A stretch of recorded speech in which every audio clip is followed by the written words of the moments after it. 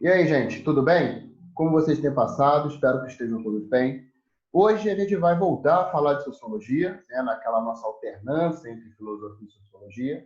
E hoje a gente estuda um filósofo, um sociólogo, né, um cara que foi de grande importância aí para as ciências humanas.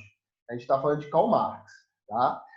O seu livro mais conhecido, né, é o Manifesto do Partido Comunista, mas, obviamente, Marx ele produz outros livros, né? O Capital, a Ideologia Alemã, né? Marx ele vai fazer uma análise da sociedade, da nossa sociedade, com pauta nas relações de trabalho, na relação de produção, na, na, na, na tentativa de entender a divisão social e as classes sociais e o que essas classes querem.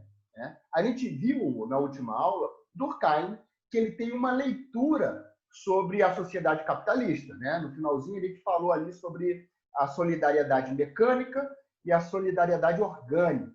Né? Marx também ele vai fazer uma leitura da sociedade capitalista, só que ele vai ter uma leitura diferente dos olhos de Durkheim. Assim como Weber, que vai ser o próximo sociólogo que nós vamos ver, também vai ter uma postura diferente aí a sua análise sociológica. Tudo bem? Então, vamos começar a falar um pouquinho sobre Karl Marx. Né? Para Marx, a divisão social do trabalho é realizada no processo de desenvolvimento das sociedades. Vamos lá, relembrando um pouquinho aí da aula de Durkheim. Né? Para Durkheim, a divisão social do trabalho demonstra aí o grau de complexidade da sociedade. Né? Quanto maior a divisão, maior a complexidade dessa sociedade que a gente está estudando. Beleza? Marx fala o seguinte, né, que a divisão social do trabalho é realizada no processo de desenvolvimento das sociedades. O que ele quer dizer com isso? Né? Ele quer dizer que, da forma que a gente vai buscando entender a nossa sociedade, a gente acaba estabelecendo relações de trabalho e maneiras de dividir as atividades. Né? Vamos lá. Nas sociedades tribais, né? Basicamente, as relações de trabalho a divisão do trabalho, na verdade, ela era feita basicamente com critério de sexo, de idade, né? As crianças fazem uma coisa, as mulheres outra, os homens outra, e essa assim havia a divisão daquela sociedade, beleza? Na sociedade, a partir do momento que um homem ele começa aí é estabelecida a agricultura e a pecuária, né, o pastorio em si. A gente pode falar um pouco aí sobre a sociedade medieval, né, a basezinha dela. Né? Aí a gente tem as funções divididas entre aqueles que vão plantar, aqueles que vão cuidar dos animais, né? Aquele que pensa lá na Mesopotâmia, como a gente fala, quando a gente fala das sociedades hidráulicas do sedentarismo, né? Aqueles que cuidavam da agricultura, aqueles que saíam para caçar, né? Aqueles que cuidavam dos animais. Pode ver que a complexidade social da divisão do trabalho ela vai aumentando. Tá? Vamos lá. Para Marx, a divisão social do trabalho gera a divisão de classes. Aí aqui a gente se debruça sobre um aspecto que é fundamental ao pensamento marxista, né? Ou a teoria desenvolvida por Marx aí, né? A divisão social do trabalho, né? Ou na verdade a divisão de classes, né? Marx fala o seguinte, que a história da humanidade a gente consegue perceber as sociedades, né, tanto a antiga, medieval e moderna, dividida em classes. Né? A gente vai ter lá na sociedade antiga, a gente vai ter, por exemplo, os homens livres e os escravos, na Grécia. Né? Em Roma, a gente vai ter os plebeus, os patrícios. Né? obviamente, também pessoas escravizadas. Na Idade Média, a gente vai ter o clero, o nobre e os servos, né? E aí ele consegue perceber essa divisão social ao longo da história, né, da humanidade. Beleza? E Marx fala o seguinte, né? Essas classes, elas têm interesses diferentes. Vamos pegar o exemplo do plebeu e o patrício lá de Roma. O que o patrício quer? Continuar comandando e tomando as decisões, sendo a classe privilegiada. E o que os plebeus queriam? Participação na vida política, direito a um representante, um tribuno, né? Então, a gente tem interesses diferentes. Por quê? Os patrícios não querem ceder esses direitos aos plebeus, porque acaba atrapalhando os privilégios dos patrícios. Então, a gente tem classes que têm interesses opostos. Na sociedade medieval, a gente tem aí as classes privilegiadas, né? O clero e a nobreza. Beleza? E a gente tem quem? Os servos que sustentam o clero e a nobreza. O que os servos querem? Menos impostos, melhores condições de vida e trabalhar menos nas terras do Senhor. O que o clero e a nobreza quer? Continuar mantendo seus privilégios, manter a estrutura social. Vamos para a Grécia, né? A gente tem o quê? As pessoas livres e as pessoas escravizadas. O que as pessoas escravizadas querem? Tornar-se livres. E o que as pessoas livres querem? Manter as pessoas escravizadas. Então, Marx ele vê essa divisão social e percebe que essas classes sociais elas têm interesses diferentes, né? Que a gente chama de interesses antagônicos. Daqui a pouquinho a gente vai voltar a falar sobre essa divisão social, beleza? E também sobre esses interesses antagônicos, tudo certo? Vamos dar um salto e vamos para as sociedades industriais, né? Com o surgimento das fábricas, apareceu também o proprietário das máquinas e, consequentemente, quem pagava o salário do operador das máquinas. Vamos lá, a gente tem a sociedade medieval. Na sociedade medieval, relembrando um pouquinho de história, a gente tem aqueles moradores da cidade, que vão ser chamados de burgueses, aqueles que vivem do comércio. Tranquilo? A gente vai, na verdade, vocês vão estudar isso no segundo ano, que a burguesia ela vai se tornar a classe mais poderosa com o passar do tempo, durante a Idade Moderna. Inclusive chegando ao topo da pirâmide social. E aí a gente tem uma nova configuração social. A gente vai ter a burguesia, né, que vai ali tomar o lugar do clero e da nobreza, do primeiro e segundo estado, se a gente estiver falando da França, né? A burguesia toma ali o controle da sociedade, se torna classe privilegiada, e a gente tem uma nova relação, porque essa relação que era estabelecida basicamente no feudalismo, né, na sociedade agrária, né, trabalhando na terra, ela vai mudando, a sociedade vai se tornando cada vez mais urbana, e a gente tem a figura de um outro agente social, o trabalhador, que chama-se também de proletariado. Proletário é aquele que não tem nada além da sua prole. Esse termo vem lá da Roma antiga, né? O proletariado, ele não detém os meios de produção, ou seja, ele não é dono das fábricas, ele não é dono das máquinas. O proletariado ele vai trabalhar na fábrica, e essa fábrica vai pertencer à burguesia. Tá? A burguesia vai ser o dono aí dos meios de produção. Vamos lá. A mecanização revolucionou o modo de produzir mercadorias, mas também colocou o trabalhador debaixo das suas ordens. Segundo Marx, o trabalhador só tem sua força de trabalho para vender, né? O trabalhador, então, ele é chamado de proletário. Rapidinho. Na sociedade medieval, por exemplo, nessa figura aqui, a gente tem ali uma divisão do trabalho, ok, mas é uma divisão menos complexa, né? O trabalhador ele tem controle, né? O servo ele tem controle de todo o processo de produção, inclusive nas cidades, quando começam a surgir aí os artesãos, o cara ele era o que fazia, por exemplo, O cara produz sapato. Ele é o cara que faz o corte, ele é o cara que costura e ele é o cara que vende. Ele tem todo esse processo de produção. Já na sociedade industrial, que a gente está falando aqui com a burguesia, assumindo aí os meios de produção, a gente tem uma intensa divisão social do trabalho. Veja, por exemplo, aqui essa linha de montagem. Cada um faz uma determinada coisa nessa linha de montagem. E muitas vezes o cara ele nem vê o produto final, né? O que ele está produzindo. Ele vê uma parte da produção e não consegue entender ou saber o que ele produz, já que a gente tem uma divisão intensa aí do trabalho. Tá? Agora a gente vai falar de alguns termos essenciais para a gente começar a entender um pouquinho aí a teoria de Marx. Né? Marx ele elabora aí um termo, né, chamado materialismo histórico. O que é isso? Né? É o fator determinante para a organização política, segundo o pensamento de Marx.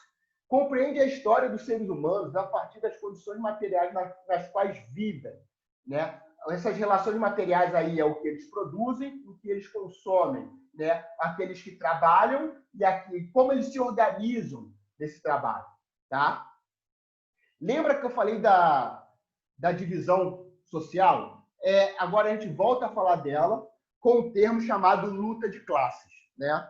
O que é isso? São interesses antagônicos entre o explorador e o explorado. Vamos direto para o exemplo aqui, voltando. Né? A gente tem aqui na sociedade romana os patrícios, tá? Que é a classe privilegiada. E a gente tem aqui os plebeus e os escravos. Tá? O que os plebeus querem? Participar, tomar as decisões políticas. E o que o escravo quer? Tornar-se livre. A gente tem interesses diferenciados. A gente tem o plebeu que quer se tornar a classe ou quer participar das decisões políticas. E o patrício quer, os patrícios eles querem manter esse privilégio. Então a gente tem sociedades com classes em lados opostos, classes antagônicas. Marx vai falar desses interesses opostos através da luta de classe. Para Marx, a luta de classe é o que faz a sociedade seguir. Sociedade antiga, a gente tem quem? Os escravos e os homens livres. Os escravos querem se tornar livres. Os homens livres não querem deixar os escravos se tornar livres. Resultado, interesses antagônicos. O choque desses interesses vai gerar uma nova sociedade. Por exemplo, a sociedade feudal, onde a gente tem o clero e a nobreza. E os camponeses e servos. O clero e a nobreza quer manter os seus privilégios. Tá? E os camponeses e servos querem melhores condições e acabar com os privilégios do clero e da nobreza. A gente vê isso aí no Iluminismo e na Revolução Francesa. A gente tem, então, choques de realidades aqui, de interesses das classes, que vai gerar uma nova classe social. Lembrando que a burguesia ela surge aqui, né? Entre os camponeses e servos e entre aqueles moradores da cidade. Aí a gente vai ter essas duas classes contra essa. O choque da primeira e da segunda classe aqui, o clero e a nobreza, com os camponeses, vai gerar uma nova sociedade, que é dirigida pelo patrão, que a gente pode chamar de burguesia, e de proletariado. A gente vai ter novamente o proletariado querendo uma coisa e o patrão querendo outra. O que o proletariado quer? O que o trabalhador quer? Melhores condições de salário, melhores condições de vida, melhor lugar para trabalhar, né? Redução da jornada de trabalho. O que o patrão quer? Aumentar a jornada de trabalho, diminuir o salário. Para quê? Para aumentar o lucro. Então, a gente tem, novamente, classes e interesses opostos. Segundo a teoria de Marx, essas duas classes entrarão em conflito. Entenda esse conflito não como conflito de pancadaria, assim, mas conflitos ideológicos. Né? Então, a gente tem interesses antagônicos, esses interesses vão se chocar e vão gerar uma nova sociedade. Segundo aí o pensamento de Marx, seria uma sociedade controlada pelos trabalhadores, pelo proletariado. Tá? Ó, o conflito de classes é proveniente do desenvolvimento das forças de produção. As forças de produção seguem a dialética, tese, antítese e síntese. A gente tem Vamos lá. O clero e a nobreza. Vamos entender eles como tese, tá? Os camponeses e servos, que querem o oposto do clero e da nobreza, são antítese. O choque deles vai gerar uma nova sociedade, que é uma síntese. E, novamente, essa síntese tem uma tese, que é a burguesia, e a gente tem uma antítese, que é o proletariado, que vai entrar em choque e vai gerar uma nova sociedade. Então, a luta de classes, ela segue esse pensamento. Tese, antítese e síntese. Tá bom? Dialética marxista possibilita a negação da realidade, possibilita você ver o que a sociedade que você está inserido e negá-la, ou seja, contestá-la. Possibilita ver a história como movimento em estágios transitórios feitos pelo homem, né? Porque a gente já falou de outra forma. Sociedade antiga, por exemplo, a Grécia, a gente tinha o quê? O escravismo. Sociedade medieval, a gente tinha o quê? O feudalismo. E agora, a sociedade moderna e contemporânea, a gente tem uma sociedade industrial. Sempre com interesses antagônicos movimentando essa sociedade, né? É a luta de classes que faz a gente ir para o próximo estágio, segundo aí o pensamento marxista. Tudo bem? Vamos falar de outro fator interessante aqui da obra de Marx, que é a mais-valia, né? Mais-valia é o sobretrabalho, ou seja, o trabalho extra, que o lucro vai diretamente para o patrão. Vamos entender isso melhor, né? Digamos que a gente vai trabalhar numa fábrica e nós devemos trabalhar 8 horas diárias, tudo bem? E no final do mês a gente vai receber, teoricamente, por essas 8 horas diárias trabalhadas todos os dias. Marx fala o seguinte, pensa só, vamos dar um exemplo melhor, né? Pensa o seguinte, a gente tem que trabalhar 8 horas diárias, né? 8 horas diárias durante 30 dias. Vamos dizer que a gente trabalha 30 dias, beleza? Então, a gente tem 8, né? 8 horas vezes 30. A gente tem 240 horas trabalhadas, beleza? Guardem esse número, 240 horas, tá? Marx fala assim, beleza, a gente trabalha 8 horas por dia. Mas digamos que com apenas 5 horas trabalhadas diariamente, né, já seria o suficiente para o patrão ter o seu lucro e para pagar o salário que eu recebo como trabalhador. Né? E, novamente, segundo o nosso exemplo, eu não precisaria trabalhar as 8 horas. Eu trabalharia apenas 5, que seria o suficiente para o patrão ter um lucro e para ele me pagar, né, o meu salário. Beleza? Então, eu trabalharia 150 horas. Né? Aí agora a gente diminui 240 por 150, a gente vai ter 90. Essas 90 horas que eu trabalhei a mais, eu não recebo por elas. Todo o dinheiro produzido, toda a mercadoria produzida por mim nessas 90 horas a mais, vai direto para o bolso do patrão. Isso Marx chama de mais-valia, é o sobretrabalho. Né? Marx entende que o lucro ele não começa a partir do momento que a mercadoria está pronta e ela entra em circulação. O lucro ele começa no processo de produção. Quanto menos eu gastar nesse processo de produção e quanto maior eu vender esse produto, maior será o meu lucro. Resultado, se eu pago um pouco para os meus trabalhadores e eu tenho um custo baixo para a produção, o meu lucro vai ser muito elevado. Então, mais-valia é esse sobretrabalho. Né? É o dinheiro que vai diretamente para o patrão, em que o trabalhador não é remunerado pelas horas trabalhadas, pelas horas excedentes. Tudo bem? Então, meus queridos, hoje eu só vou pedir para vocês lerem a página 10 e a 12. Né? Na próxima aula de Sociologia, a gente entra com outros conceitos de Marx. Tudo bem? Então, meus queridos, Grande abraço, tchau, tchau e até a próxima.